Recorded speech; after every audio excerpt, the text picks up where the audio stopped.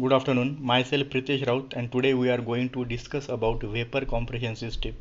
As we know, when we used air as a refrigerant in the system, then that system is called as a air refrigeration system. But instead of air, when we used vapor as a refrigerant into the system, then that system become a vapor refrigeration system.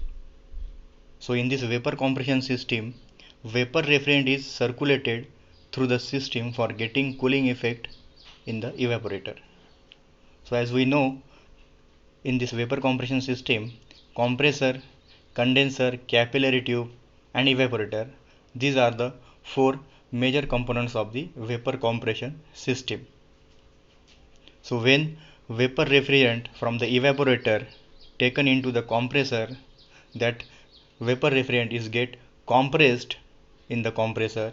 During compression, the pressure and temperature of that given refrigerant is increased, and then that high pressure, high temperature vapor refrigerant passes to the next device. This is nothing but condenser.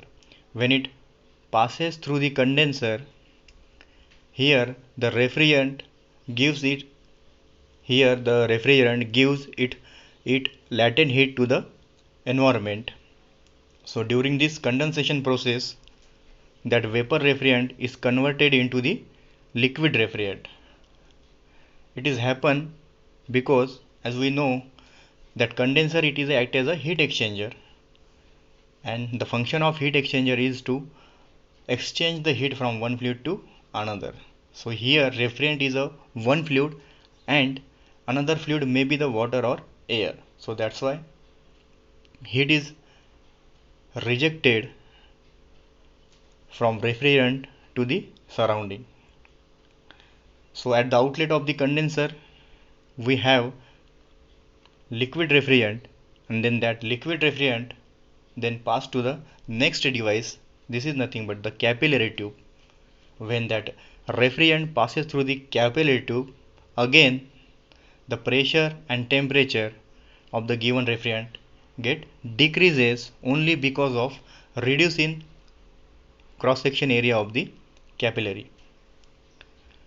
So during this process the enthalpy drop is zero, only pressure and temperature of that liquid refrigerant get reduces.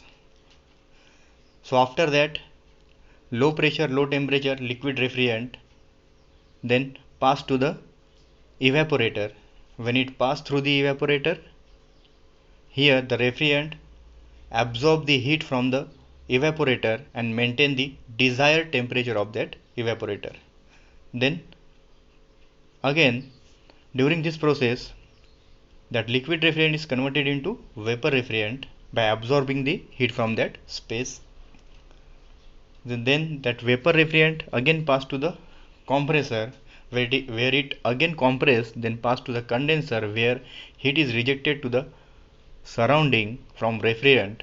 Then again it pass through the capillary tube where its temperature and pressure both are reduces because of the reduce in cross section area of the capillary. Then again pass to the evaporator where the cooling is obtained by absorbing the heat from the evaporator.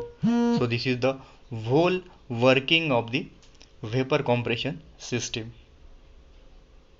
So in this way the cooling is maintained or the desired temperature is obtained in the evaporator by absorbing the heat from that space. Here vapor compression system is widely used in the industry for the production of ice as well as in the domestic refrigerator to the air conditioning system. Thank you.